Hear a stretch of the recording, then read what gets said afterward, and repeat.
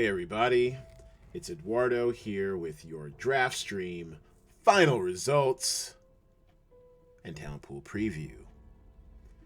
Well, we stopped him from breaking out the broom. We stopped the clean sweep attempt by Gamble24x7, aka G24, the homie. He almost got there, but not quite. I ended up baller blocking him on the low ball attempt, and so therefore we shall roll over once again the $15 low ball into next week's prize pool. But yet he still won.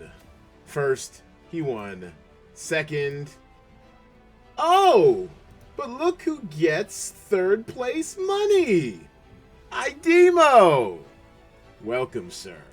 Because, of course, as these three Cinema Draft affiliated accounts are ineligible, but well done, Brown Baby. Finished in the top 5.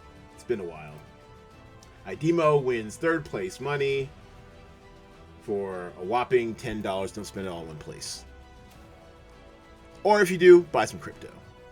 All right, so G24, the homie. Let's take a look at the perfect call sheet first. Let's see what perfection looks like and how close he got. 1540. This is a very high scoring week. Super high scoring. Probably one of our top 5 highest scoring weeks of all time. And I swear these weeks just sneak up on you because I did not see a lot that I loved or really wanted to watch this week. But yet there it was. Hold on a second. There we go. Let me turn this down so you guys can hear me properly. But yeah, this is a very high scoring week.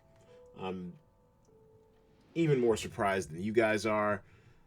And in doing so, it looked like it was a couple of 3-packs. Dickinson and The Reason I Jump, which anchored this call sheet with headliner stacks from the circus and all creatures, great and small.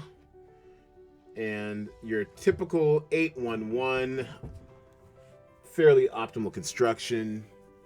But honestly, I did not expect that I'd see all 10 actors score a minimum of 100 points. That's pretty impressive. So now back to G24's call sheet. It was his second call sheet, and it's the one that had the optimal stack of all creatures great and small, headliner stack The Reason I Jump, headliner stack Hell's Kitchen, and then headliners from Haley Steinfeld, and John Heilemann from the circus. Okay, so, and that got him, I got him within 25 points, looks like, of perfection. And then his second call sheet, good distance off. Interesting. Yeah, and it's this anchor right here that we did for him. I mean, great value at 10.7K. To get you 115 points base, 161 as a headliner. That's really going to do it for you right there. Great value. Anchoring his call sheet. Hell's Kitchen, nailed it. And then, of course, Heilman and, Jones this time from Dickinson. So let's take a look at IDEMO's third place money winning call sheet. Technically 6th place, but 3rd place in the money. And he had, Tiger Woo. Tiger Woo showed up a little bit. We did not get a Google score for Tiger Woods, but we did get an IMDb score. So congrats on that. And it's compelling TV. I think I talked about it last night. I watched the part 1, looking forward to part 2. Nice little cliffhanger in there as well for those who are watching. The Dissident paid for points over value. I dig it. Mr. Mayor. Looks like it was... okay, if it's a headliner, it makes value, but just barely. Just barely. And then the History of Swear Words, which I thought was a bit of a controversial choice, but you know what? It was good enough for him to get 3rd place money. So, mazel tov to you. And then Haley. Probably our most drafted actor this week. Haley Steinfeld. What does that low ball look like? And actually, so I mentioned last night that it came down to it came down to G24 hoping to fade a Google user score out of crack cocaine corruption conspiracy, but instead it was the IMDb score that betrayed him, just enough to give me the absolute low. Let's take a look at the perfect low ball call sheet, and a lot of American Dream, and like I said, it's not quite a default score, but the same score as a default score, that 5.0 from IMDb, weighing it down. Also, If Not Now, When, and Day Player stack of Love and Hip Hop, Secrets Unlocked. And the biggest secret is, where the hell were any reviews or feedback on this show? Now this one was a straight up defaulter, living down to its bargain basement pricing. Okay. And so, what did I do to win the low ball? American Dream. Yeah, I stacked up on it. I had just one actor, Ronnie Reagan. I had just one actor from Crack Cocaine, Corruption and Conspiracy. And actually, I'm about 2/3 of the way through, and it's pretty good. It's pretty good. There's a lot of stuff I already kind of knew, but what's really interesting are some of the personal stories. Because they've got like a few former drug dealers on there, some users, so you get to see like the real kind of life toll it took on them back in the 80s, and also the remnants of their addiction still left today. And then they just start getting to the geopolitical stuff about, you know, the dirty triangle of U.S. sending illegal arms to Iran sending was it money over to Nicaragua on our behalf, and then Nicaragua sending drugs to the United States in exchange for arms. It's just, I mean, a whole bunch of bullshit. I am still a bit shocked that no one like went to jail. All that stuff was highly illegal. Congress had nothing to do with selling arms to Iran or even to Nicaragua. But yeah, there you were. Anyways, wild times, the 80s. I was a kid. I barely remember it. Anyways, so crack cocaine, corruption, conspiracy. My having only exposure to Ronnie Reagan, I do believe, was the difference, because the nanny murders here makes up the rest of my call sheet. And looking at the homies call sheet, yep, that's what it was. Nancy and Ronnie. You should have picked one. Anyways, valiant effort. Good job, G24. I'm sure I will be battling with you for the low again this week. But for now, we will roll that over into next week or into this upcoming week's prize pool. Real quick, Brown Baby, Mom. I mean, this is a start. This is better than you did last time. Yes, we had a shortened field, but I firmly expect that you can keep up the momentum. Maybe you can get 4th place this week, you know? So kudos to you, the circus, swear words, Dickinson, nice 3-pack of All Creatures Great and Small. I mean, they all had, I mean, maybe not so much history of swear words, but these all had real good potential. So I like where your head's at. Keep on improving, Mom. All right, so let's move on to this week's new talent pool. 25 hot ones.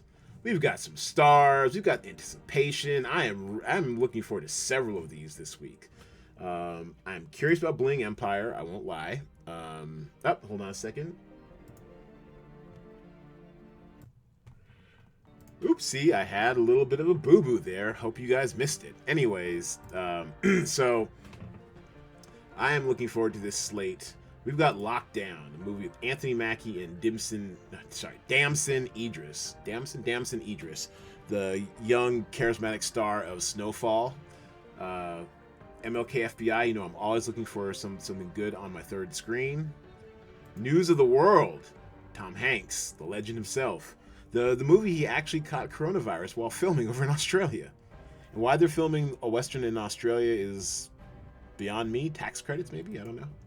One Night in Miami, Regina King, you know, her feature film directorial debut, I do believe, and critically acclaimed, great performances I hear. I am very much into this movie. And, oh no, sorry, was it Outside the Wire? Maybe it was Outside the Wire. Yeah, Outside the Wire is the one with Damson and Damson, Idris, and Anthony Mackie. Digging it. Search Party returns, and I've been meaning to get into Search Party, but I just haven't gotten around to it. Oh, and then of course, me personally, The Resident. I love The Resident. That comes back tomorrow, Tuesday night. Excellent show. And then WandaVision, I guess the dramedy. I mean, it looks like a mishmash of cultures, a mishmash of pop culture over the years. I don't know what to make of it, but I'm looking forward to finding out on Disney Plus, along with the rest of you guys. So, and Promising Young, this week is stacked, y'all. Seriously stacked. Promising Young Woman, starring Carey Mulligan, has gotten excellent reviews. And written and directed by Emerald Fennell. She's also known as the current showrunner of Killing Eve, and maybe a little more infamously in The Crown. She plays Camilla Parker Bowles. Fun fact. Anyways, so many man, I know I can't, but I'd like to take this week off just so I can watch all this good shit. I mean, this is some good stuff right here. Wow. Yeah. Anyways, so taking that into consideration, you're gonna see a decent amount of parody in the upper middle top, around 10,000, 11,000. We have a lot of titles, a lot of actors, salaries in titles. Carmen Sandiego, you can never go wrong with that as far as animation goes. Don't know much about Cleopatra. But yeah, when it comes to Lockdown actually looks very interesting. Chiwetel Ejiofor and Anne Hathaway star as I guess they're a couple. I'm not sure if they're married or not, but they're a couple in London during the pandemic. So they filmed this during the pandemic. So I'm kind of leery about if we're ready to embrace true pandemic content. But something about how they concoct a jewelry heist while under a lockdown. So I don't know. I'm intrigued. And the cast. They want to talk about stacked. The cast is pretty stacked. Look at this: Anne, Chiwetel, Lucy Boynton, who's great in The Politician. There we go. Also on Netflix. Ben Stiller, Mindy Kaling, Sir Ben Kingsley, Stephen Merchant, and Dule Hill. It kind of feels like overkill, but I guess everyone was home, so easy to film them. So good stuff. I'm definitely looking forward to that, and I miss Mindy Kaling. Matter of fact, I probably need to finish watching that last season of the Mindy show. All right, so this one I think could be a real sleeper. It's on HBO Max, looks like. What else? News of the World, of course, VOD. I think, and I guess they released that in theaters last month. If people are still, rolling the dice with their lives for that stuff, so I don't know. But because it's got Tom Hanks, it's probably going to open well. His last one, I believe, was Greyhound, which also was on demand. Actually, no, it wasn't on demand. It went straight to Apple TV Plus, and I think that gave over 100 points. So you're probably getting okay value here at 11.5. One Night in Miami. This actually could be a sleeper. I don't know. If you look at the data that's already available, this salary is appropriate, but these are all fairly small sample sizes. Once this goes to Amazon Prime directly, and you know what? Actually, I did this wrong. We call it Prime around here, not just Amazon. So let me fix that. All right. So when it goes to Prime, it's going to be a whole other ball game. It's going to be available pretty much around the world. So a larger sample size of people who really are digging it could really, really boost its score and provide hidden value for this price. And Promising Young Woman, like I said, there's a lot to like between, say, 11,000 and 16,000, and it's going to be hard fitting in everything you want this week. That's just my prediction. On the low end, I think our worst, The Ultimate Playlist of Noise. sounds kind of weird. I do like Madeline Brewer. I saw her in some Netflix movie about like online cam girls. Yeah, it was called Cam. There we go. So I thought she was pretty charismatic in that, but I don't know much about Ultimate Playlist of Noise. But the comps don't look too great so far. The Resident also could be some hidden value. The Resident's just gotten better every season, and I'm totally biased. I'm totally in the tank for the show. I love it. I love the staff over there at was it Atlanta something? Anyways, it's a really good show. This could be some hidden value here. But on the low end, I think you're looking at what's going to underperform or just perform poorly. I think it's Bling Empire actually could be bad. It's reality TV. It looks like it's about an Asian family that's super rich, kind of trying to do like a crazy rich Asian type vibe, I guess. I'm gonna watch it because I'm intrigued, and also this is perfect third monitor material. I did watch House of Ho, which was on HBO Max, and I end up liking it. I mean, the central character there, what's his name? Is it Washington Ho? It's totally spoiled and self-absorbed, so he's kind of makes a really compelling villain. But Bling Empire, I'm intrigued. Drop me into a world of which I know nothing about, and if it's compelling enough, I'm there. And so that might actually be on the low end because I don't think everyone shares my same enthusiasm for, middling reality TV. But gotta have something on while you work, right? Batwoman also could take a big dive. They're switching Batwomen midstream. The original Batwoman, Ruby Rose, aside from the reports coming out from set that she was a bit of a diva and terror to work with, they're basically trying to create and more power to them. Like, I get it. There's a writer's room. There's about 100 people or so that probably work on the production. You can't just stop the whole show because of one spoiled actor leaves. But man, I don't even watch the show, but I'm always very intrigued when people try to write their way around a cast departure. So if it works, this could be some hidden value. If it flops, this is filling out your lowball call sheet. And then American Skin, obviously, here is going to be the worst. The early reviews are in. It's terrible. I kind of wonder if Nate Parker's still trying to work off the stink from the allegations of back when he was in college. They resurfaced during the initial first waves of Me Too, and he's never quite recovered. Let's put it that way. I mean, independently of that, I actually kind of like Shia LaBeouf. I think he's a talented actor, but I don't know. Actually, you know what? I'm not gonna. I take that back. I'm not gonna lump him with Shia LaBeouf because Shia LaBeouf's bad behavior is ongoing. Nate Parker, I don't know, but creatively it seems like, and he's very much into directing these days. I think he directed Birth of a Nation, The Birth of a Nation. I think that was his last film, and so he's very much into directing. He's directing this. He's in it with Omari Hardwick, some interesting people.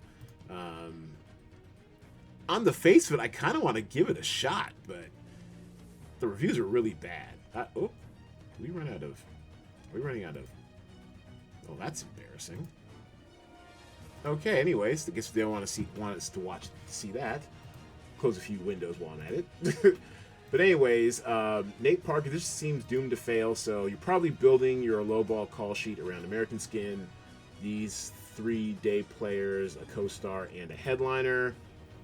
Throw in a little Batwoman, and then find a higher-priced dud that might underperform. Maybe it's Disenchantment? I don't know. But that's going to do it, everyone, for your call sheet review and talent pool preview. Thanks, everybody, for watching and for playing, and also for your patience with me. It's been quite a week. Our nation, for those who are American listening and watching, it's been quite a trying time. I'm not saying that it totally hindered my work, but it was a distraction. We've all been grappling with current events and COVID and what have you. But just hang in there, everybody. The light's at the end of the tunnel. For what it's worth, at least for my prospects, I found out that I'm in a one of the first groups of people to be vaccinated out where I'm at. So that's kind of cool, you know. So at the very least, we'll have this game going on. Hopefully, after I get vaxxed up, after I get jabbed up, and just hang in there, everybody. Just keep doing your part. Keep staying indoors, wearing masks, and you know, trying to be good to each other despite all the craziness going on around us. And I do appreciate you guys. I mean, you're playing every week, gives me purpose. When I don't feel like coming to work or doing the work, whatever, knowing that some of you guys are taking our money and applying it to whatever you're doing in your own lives, it does motivate me. So I appreciate you guys. As always, thank you for your data. All right, we're going to wrap it up. See you guys back here on Thursday at Game Lock with call sheet review and the weekend preview. And the weekend preview. Thanks everybody for playing. I'll see you on Thursday. Holla at you, boy.